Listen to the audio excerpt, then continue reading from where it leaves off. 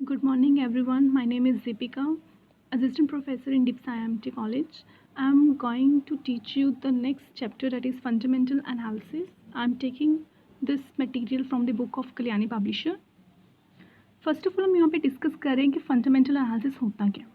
Fundamental analysis basically it is the examination of the underlying forces that affect the well being of the economy, industry, group and companies. Fundamental analysis का मतलब होता है कि हम proper way से हर एक चीज़ को एनालाइज कर रहे हैं, अपनी इकोनॉमी को एनालाइज कर रहे हैं, इंडस्ट्री को एनालाइज कर रहे हैं, कंपनी को एनालाइज कर रहे हैं। हमारा इनको एनालाइज करने का मेन मकसद, मेन गोल क्या होता है, ताकि हम अपने फ्यूचर प्राइस जो होते हैं उनको हम फोरकास्ट कर सकें, सिक्योरिटीज़ के फ्यूचर प्राइस की मूवमेंट को देख सकें, और वहाँ पे हम ये देख सकें कि हमारी सिक्योरिटी का प्राइस वेदर अंडर वैल्यू है या ओवर वैल्यू, ताकि हम अपने प्रॉफिट्स को यहाँ पे फोरकास्ट कर सकें।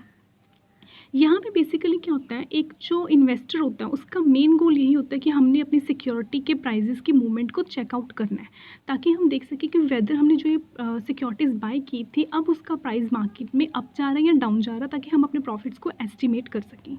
यहाँ पे हम तीन चीज़ों को एनालाइज करते हैं, कंपनी को एनालाइज करते हैं, अपनी इंडस्ट्री को एनालाइज करते हैं, अपनी इकोनॉमी को एनालाइज करते हैं।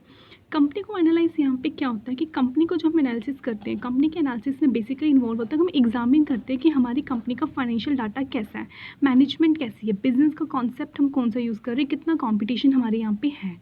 इंडस्ट्री को हम एनालिसिस करें ताकि हम एग्जामिन कर सकें हमारी सप्लाई और डिमांड कितनी चल रही है किसी प्रोडक्ट की। इकॉनमी को हम जनरल इकोनॉमिक कंडीशंस को हम एनालिसिस करते हैं कि हमारी फ्यूचर और प्रेजेंट हमारी इकोनॉमी की ग्रोथ कैसी है और इन फ्यूचर हमारी इकोनॉमी की ग्रोथ कैसी होगी, उसको हम एक्सेस कर सकते हैं। यहाँ पे एक उन्होंने बात बोली कि what is actually the intrinsic value. Intrinsic value होती क्या है? To forecast future stock prices, fundamental analysis combine economic, industry and company analysis to derive a stock fair value is called intrinsic value. Intrinsic value का मतलब होता है कि हमने stock की फेयर वैल्यू को चेक करना है कि फेयर वैल्यू हमारी कंपनी की स्टॉक की कितनी चल रही है। अब फेयर वैल्यू को हम कितने तभी डिराइव कर सकते हैं, तभी एनालिसिस कर सकते हैं अगर हम प्रॉपर वे से अपने फ्यूचर प्राइस को चेक कर सकें, फ्यूचर प्राइस को एस्टिमेट कर सकें, फोरकास्ट कर सकें। और जितना भी हमारा फ्यूचर का स्टॉक प्राइस है हम उसको कैसे फोरकास्ट कर सकते हैं, बाय एनालिसिंग, किस किन किन चीज़ों को एनालिसिस करके अपनी इकोनॉमिक, इंडस्ट्री और कंपनी को एनालाइज करके ही हम अपने फ्यूचर के स्टॉक प्राइस को कंपेयर कर सकते हैं, फ्यूचर के स्टॉक प्राइस को forecast.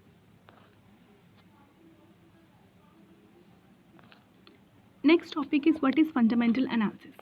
As we discussed earlier, fundamental analysis basically it is a method of evaluating a security. Security को evaluate करना by attempting to measure its intrinsic value by examining related economic, financial and other qualitative and quantitative factors.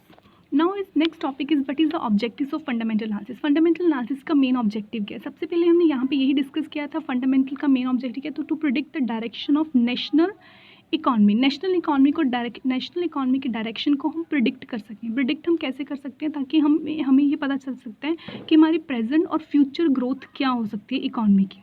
Second is estimating the stock price को हम estimate कर सकते हैं। Third one is select right time and right security of the investment, कहाँ पे हमने invest करना है, राइट टाइम कौन सा है हमारी इन्वेस्टमेंट का, और किन किन सिक्योरिटीज़ में हमने अपने पैसे को इन्वेस्ट करना है।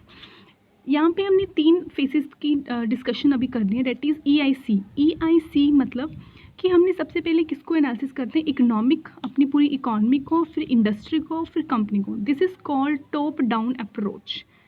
Second one is bottom up approach. Bottom approach इसका ऑपोजिट हो जाता है, यहाँ पे हमने सबसे पहले कंपनी को एनालिसिस करनी है, फिर इंडस्ट्री की, फिर इकोनॉमी की। That is the three faces of fundamental analysis. First approach of fundamental analysis is top down approach.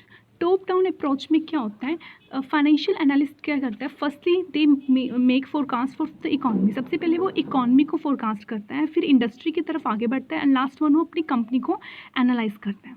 Industry forecast basically based on the forecast for the economy and in turn the company forecast are based to the both industry and economy. यहाँ पे top down approach में क्या होता है, top down approach में सबसे पहले जो हमारे फोरकास्टर्स होते हैं, जो फाइनेंशियल एनालिस्ट होते हैं, जो एनालाइज करते हैं, वो प्रॉपर वे से इस वे में वो चलते हैं। सबसे पहले वो हमारी इकोनॉमी को एनालाइज करते हैं, इकोनॉमी को एनालाइज करने के बाद जनरल कंडीशंस वो इकोनॉमी की देखते हैं कि क्या पोजीशन चल रही है, एट प्रेजेंट क्या पोजीशन है हमारी इकोनॉमी को, इन फ्यूचर हमारी इकोनॉमी की पोजीशन कैसे हम चेंज कर सकते हैं और क्या हो सकती है, डिपेंड करता है वो। सेकेंड वन इज़ वो हमारी इंडस्ट्री को एनालाइज करते हैं। इंडस्ट्री को एनालाइज मतलब हमारी इंडस्ट्री की डिमांड एंड सप्लाई को चेकआउट किया जाता है। थर्ड वन इज़ हमारी कंपनी एनालिसिस की जाती है, कंपनी की फाइनेंशियल पोजीशन क्या चल रही है, कंपनी की मैनेजमेंट स्ट्रेटजीज क्या है, कंपनी का कंपटीशन कितना है, इस वे से हम यहाँ पे चलते हैं। This is called top down approach. उसके बाद हमारी सेकंड अप्रोच इसके बाद आती है bottom approach. Bottom up approach क्या होता है, इनका ऑपोजिट होता है। ऑपोजिट कैसे, हम यहाँ पे सबसे पहले कंपनी को एनालाइज करते हैं, इंडस्ट्री को, देन इकोनॉमी को एनालाइज किया जाता है। यहाँ पे इन्होंने बताया कि price which is prevailing in the market is called market price. जो मार्केट में at a time as it is, जो इस समय प्राइस चल रहा है वो उसे मार्केट प्राइस कहती है।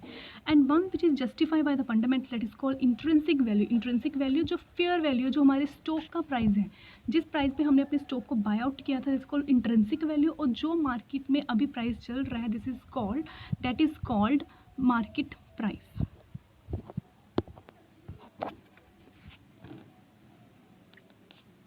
Our next topic is advantages and strength of fundamental analysis. First one is long term trend. Fundamental analysis basically हमें पता है कि लॉन्ग टर्म हमारा इन्वेस्टमेंट डिसीजन होता है, हम लॉन्ग टर्म सिक्योरिटीज़ में इन्वेस्ट करते हैं। अब जब हम लॉन्ग टर्म सिक्योरिटीज़ में इन्वेस्ट करते हैं, तब हम प्रॉपर वे से अपनी सारी चीज़ों के, फाइनेंशियल एनालिस्ट का मेन गोल क्या होता है कि हर एक चीज़ को प्रॉपरली एनालाइज करे जहाँ पे भी वो अपने पैसे को इन्वेस्ट कर रहा है। इन्वेस्टमेंट से पहले वो डिटेल में एनालाइज करता है अपनी कंपनी को, इंडस्ट्री को, इकॉनमी को। Value spotting, next one is value spotting. Sound fundamental analysis will help in identify the company that represent a good value. Obvious है, जिस कंपनी की वैल्यू गुड होगी हम वहीं पे जाके अपनी इन्वेस्टमेंट, अपनी सिक्योरिटीज़ को इन्वेस्ट करेंगे, अपनी इन्वेस्टमेंट वहाँ पे ही हम इन्वेस्ट करेंगे प्रॉपर वे से। बिजनेस एक्यूमेंट, ताकि हमें अच्छे से पता चल सके कि हमने किस वे में, जो भी हमारे प्रॉफिट ड्राइवर्स हैं, मेन जो प्रॉफिटेबल कंपनीज़ हैं वहाँ पे जिनकी ग्रोथ ज़्यादा है, हम वहाँ पे अपनी इन्वेस्ट करते हैं, अपनी सिक्योरिटीज़ वहाँ से स्टॉक आउट को हम बाय आउट करते हैं, ताकि हम अपनी वहाँ पे इन्वेस्टमेंट डिसीजन डिटेल में लेते हैं। वैल्यू ड्राइवर, अगेन वही same point, knowing who is who. Stock move as a group, knowing a company business. Investors can better categorize the stock within their relative industry group, and that can make the difference in relative valuations. Next one is weaknesses. Weaknesses of fundamental analysis. Weaknesses क्या है, सबसे पहले time constraint. Obvious है, आप long term decisions ले रहे हो, investment is not, we can say that कि एक शॉर्ट टर्म ऑब्जेक्टिव नहीं होता हमारा इन्वेस्टमेंट। जहाँ पे हम अपनी इन्वेस्टमेंट करते हैं, हम डिटेल में हर चीज़ को एनालाइज करते हैं, तो वो टाइम कंस्ट्रेंट है। इंडस्ट्री कंपनी स्पेसिफिक होता है कि हर एक कंपनी का अपना अपना क्राइटेरिया होता है, हर एक कंपनी की वैल्यूएशन का तरीका अलग अलग होता है, तो वो अलग अलग कंपनी की अलग अलग वैल्यूएशन होती है, तो वहाँ पर थोड़ी सी प्रॉब्लम क्रिएट हो सकती है। Next one is subjectivity. Subjectivity मतलब हर एक चीज़ की जो फेयर वैल्यू जैसे हम फाइंड आउट करते हैं अपनी अपनी अजम्पशंस के ऊपर बेस्ड होती है, सब्जेक्ट टू देयर क्राइटेरिया होती है, तो वहाँ पे ये प्रॉब्लम क्रिएट कर सकते हैं। एनालिस्ट बायसनेस मतलब अगर आप कंपनी में जा रहे हो, अपनी कंपनी को एनालाइज कर रहे हो, तो आपको कंपनी की जितनी भी डिटेल्स होती हैं अलग अलग जगहों से मिलती हैं। लाइक कंपनी के पर्सन आपको बायसनेस क्रिएट कर सकते हैं, आपके साथ भेदभाव हो सकता है वहाँ पे कि एनालिस्ट बायस की जब किसी को एनालाइज करते हो तो आपको जो डिटेल्स मिलती हैं आप उन्हीं के बेसिस पे हर एक प्रॉपर चीज़ को एनालाइज कर सकते हो। अब क्या पता कि डिटेल्स में ही उन्होंने कुछ ना कुछ अलग बायसनेस की हो, डिटेल्स में ही चेंजेस की हो, और आपका डिसीजन डिपेंड करता है कि जो आपको डिटेल्स मिली हैं, क्या पता जो अपलोड डिटेल्स उन्होंने वेबसाइट पे की हैं वो ट्रू एंड फेयर ना हो, कुछ ना कुछ वहाँ पे चेंजेस हो, एग्जैक्ट डिटेल्स आपको मिलना वहाँ पे थोड़ी प्रॉब्लम क्रिएट कर सकते हैं। तो उन्होंने यही बोला कि जितनी भी इंफॉर्मेशन होती हैं वहाँ पे बायसनेस क्रिएट हो सकती है। इन शॉर्ट, जर्नल स्टेप्स क्या है हमारे फंडामेंटल इवेल्यूएशंस की। Even though there is no clear-cut method, a breakdown is presented in order and investors might proceed. This method employs top-down approach, which we can discuss earlier, that start with the overall economy, then work from the industry group to the specific group. As part of the analysis, it is important to remember that all the information is relative.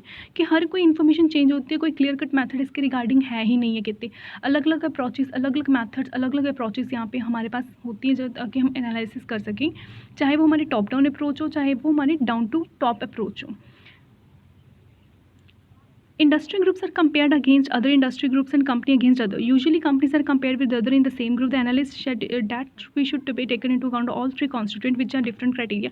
हर एक industry को हम दूसरी industry से compare कर रहे हैं, company को company से कंपेयर कर रहे हैं, लेकिन यहाँ पे तीन ही मेन चीज़ें होती हैं जहाँ पे हम एक एनालिस्ट एक डिसीजन ले सकता है किसी भी चीज़ को एनालाइज करने से पहले और प्रायर टू अपनी अमाउंट को किसी भी सिक्योरिटीज़ में इन्वेस्ट करने से पहले। वो क्या होता है इकोनॉमिक एनालिसिस, जैसे वी डिस्कस अर्लियर कि हमने जनरल इकोनॉमिक कंडीशंस देखने कि हमारे प्रेजेंट और फ्यूचर ग्रोथ कैसे हो सकती है इकोनॉमी की, वो हम प्रिडिक्ट करते हैं।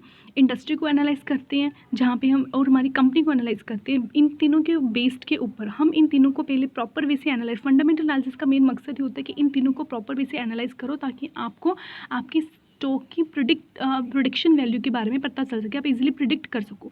इन तीनों के ऊपर हमारा बेस्ड होता है risk and return of security. Whether तो आपको अगर आपने प्रॉपर बेस से एनालाइज किया तो आप रिटर्न इजीली वहाँ से अर्न कर सकते हो, अदरवाइज रिस्क इज ऑल्सो भी देयर, तो रिस्क भी वहाँ पे होता है।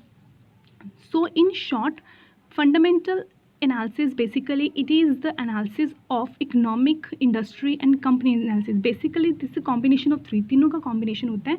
इनके based पर ही you can predict the stock price, you can predict the movement of your stock prices, and risk and return is also be on the basis of these three. Thank you so much. If you have any problem in this concept then you can ask to me.